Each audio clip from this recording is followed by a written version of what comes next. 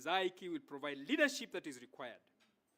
For that reason, our chief guests, IEK established task forces in all sectors, formed by experts, and we have crafted policy proposals that we will be sharing with you and your other cabinet colleagues. This will touch on manufacturing, affordable housing, water and sanitation, energy, universal health, and agriculture.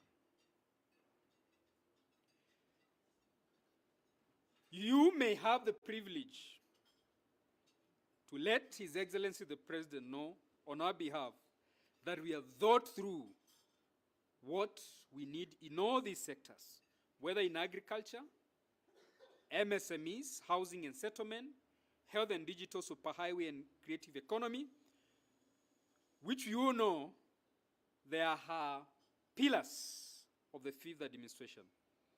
We have actually thought through these areas and carefully. We do hope that as we move forward, we'll have occasions to share these thoughts with you and your other colleagues, because we are offering a true hand of partnership in development of this country as engineers. We believe as engineers that we are going to provide this leadership, and we are very grateful that yourself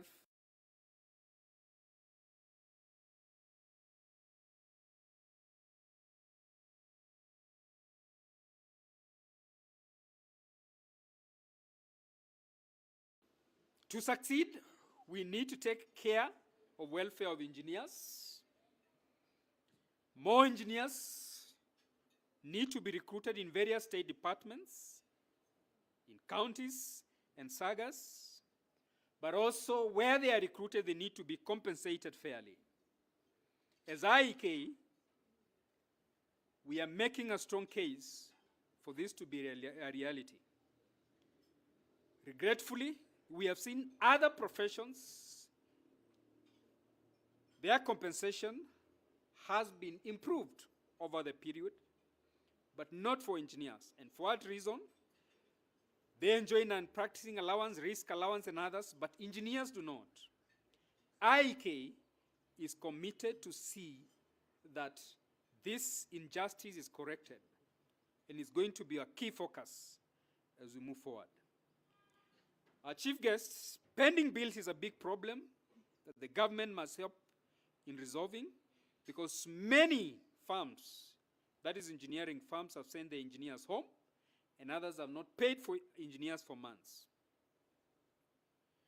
We have also increasingly seen opportunities for engineers being set aside for foreigners, including EOIs restricted to foreign firms.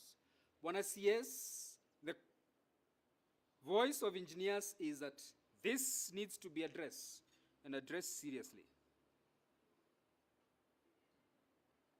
We have to ensure local content requirements are met, even as we embrace PPP arrangements. We must not sideline Kenyan engineers. In our advocacy efforts, we believe, Bwana CS, that we should include engineers in our foreign missions as engineering attaches, so that we can have a leadership in that area. We believe that no economy has been transformed without heavy investment in engineering. I will conclude by saying that engineers will provide the required leadership. We will provide bold leadership. We have done it. We will do it. To the media and the public, I want to announce to you that IEK is willing to engage more and provide substantive conversations in this area. And this is the essence of our 31st IEK International Convention. We are very privileged that CS is joining us today. Your colleague in the roads and transport has also committed to join us in the opening ceremony. The Chief of Staff and Head of Public Service has also graciously committed to join us in our closing ceremony. And so we're very grateful that we are going to have a wonderful convention. And today, the media launch is just to make us know and be aware that what is going to transpire next week in Mombasa, in Pride Inn, is very important for this country. I thank you all.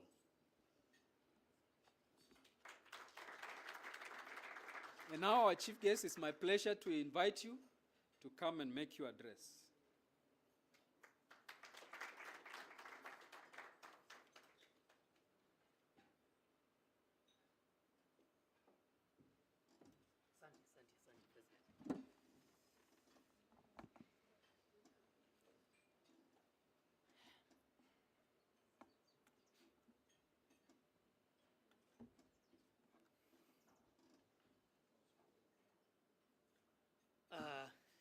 Thank you and good morning to everyone.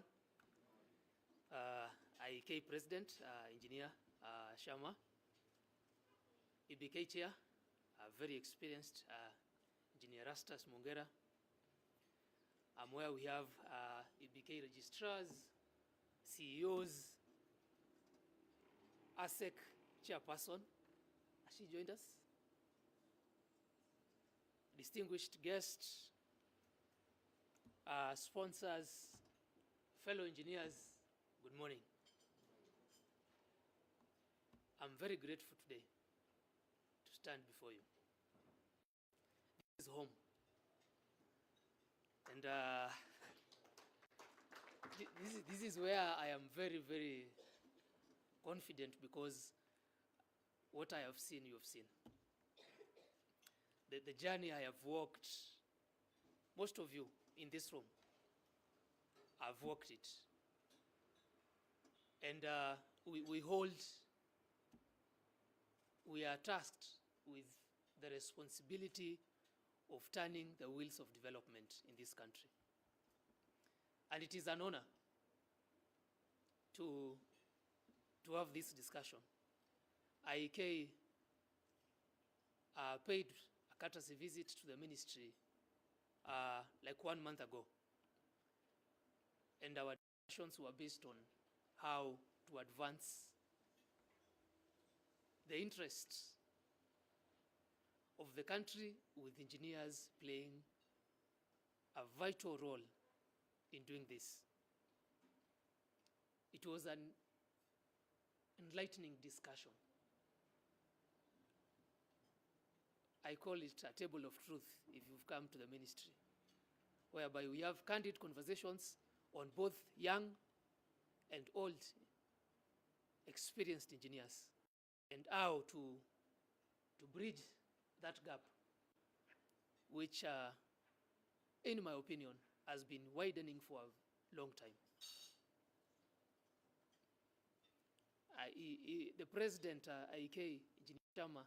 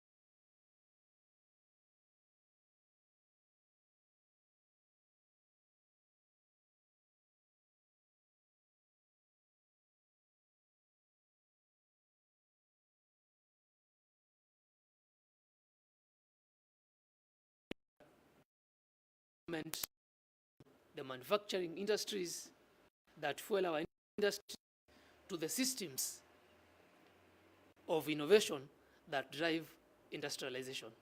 And I think that is where our president got his theme from.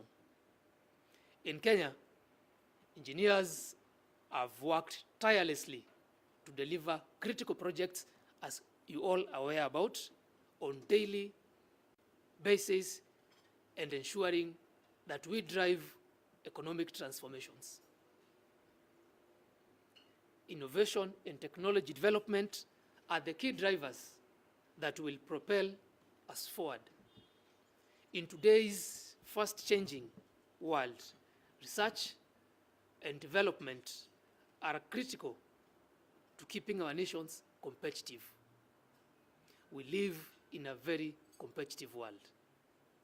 The integration of innovation technologies into engineering is not just an option, but it has become a necessity. This convention's theme of industrialization for economic transformation and employment creation speaks to this need. Engineers in this room and all over the country are uniquely positioned to find innovative solutions and to drive industrialization and enhance productivity across different sectors. At this moment, I cannot overstate the importance of investing in water, sanitation, and irrigation infrastructure, because that is my key docket. Access to clean and adequate sanitation is fundamental for the public health. Furthermore, developing efficient irrigation systems is essential for enhancing agricultural growth and ensuring food security that are key to deliver a critical pillar of our economy.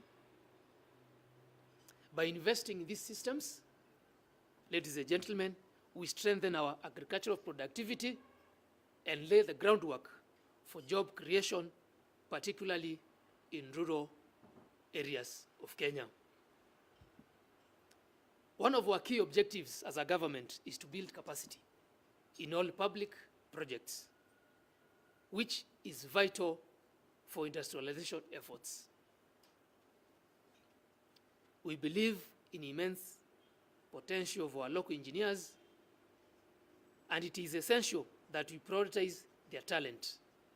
And on this one, I'm very keen on. The ministry supports policies that provide our homegrown talent with every opportunity to succeed. This will drive economic transformation and create employment for Kenyans. Engineering, as we all are aware, is integral to job creation and economic growth. Every major infrastructure project, be it construction of roads, energy systems that we are so much investing in, or the water networks, generates direct employment and indirect employment opportunities. The impact goes far and wide beyond just the jobs created on construction sites. These projects foster indirect employment in various sectors such as manufacturing, logistics, and services, thereby stimulating the local economies and creating jobs in the local communities. Engineers are not only at the forefront of innovation across multiple sectors, but also play a pivotal role in driving economic transformation in various sectors. To support this growth, ladies and gentlemen, we must ensure that we have a strong regulatory framework and a policy environment that is safe and in place. It is imperative that we, as policymakers, continually review and reform systems that govern engineering in Kenya. A strong regulatory framework will enable engineers to thrive, to innovate, and deliver on their mandate to build a better Kenya. We are committed to working with all engineering professional bodies in this room, EBK, IEK, ASEC, to create all-inclusive policies that support the profession. Our success tomorrow will depend on how we nurture and develop young engineers today. We all in this room must invest in the next generation by providing them with training, mentorship, and hands-on experience on a daily basis. Through internships, programs, we can equip them with skills they need to address the challenges of tomorrow. I know that journey. I have walked it myself.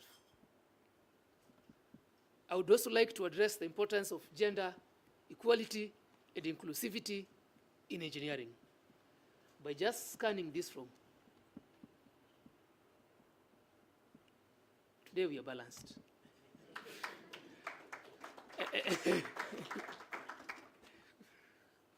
And that's a commendable thing, that engineering and STEM is not only male-dominated, but it is all-inclusive.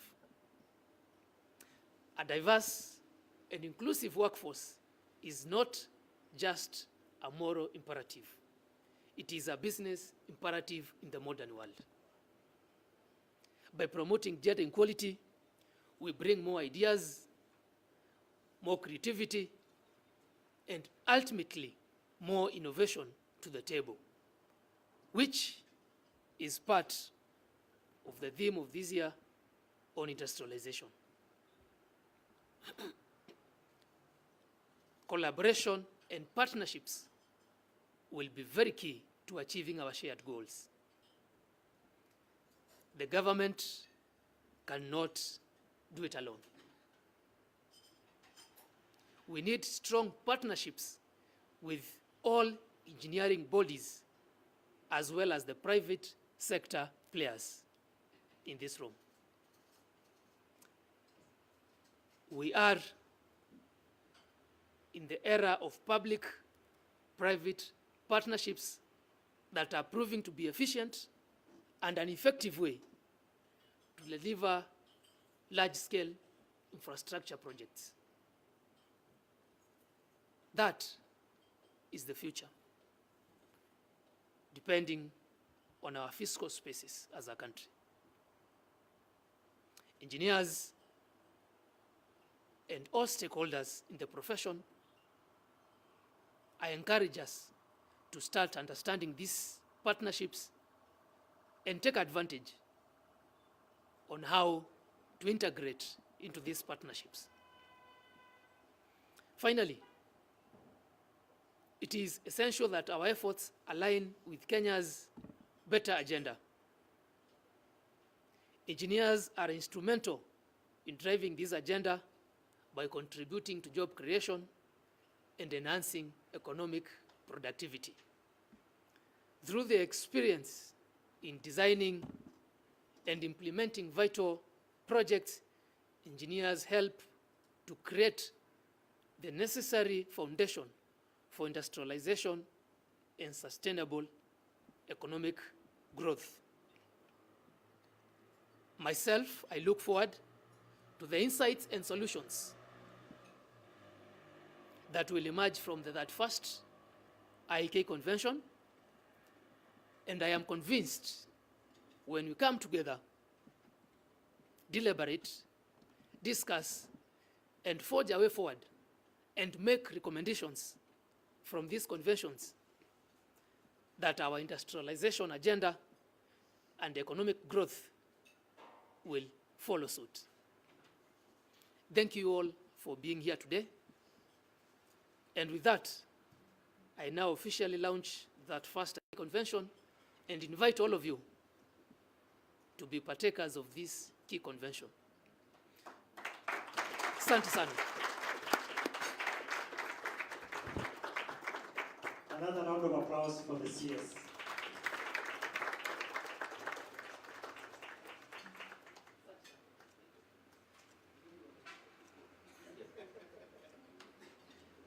Thank you so much, CS, for that wonderful message, well delivered.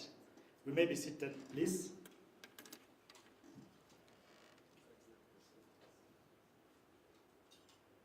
Members, it's always great to be amongst one of your own.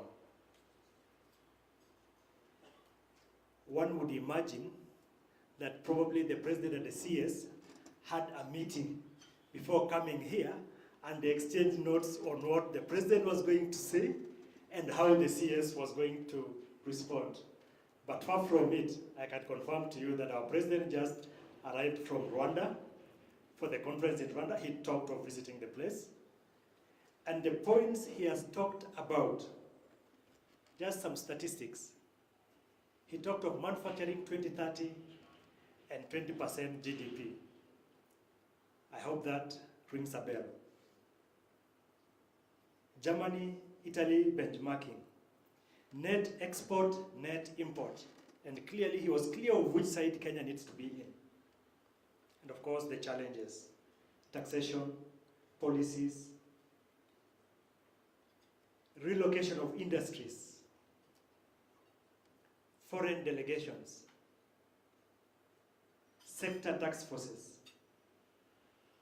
recruitment of engineers, pending bills, engineering attaches and foreign missions. The president clearly knows what is affecting engineers and the challenges we have in the country and what needs to be done. Now, when the CS came on board,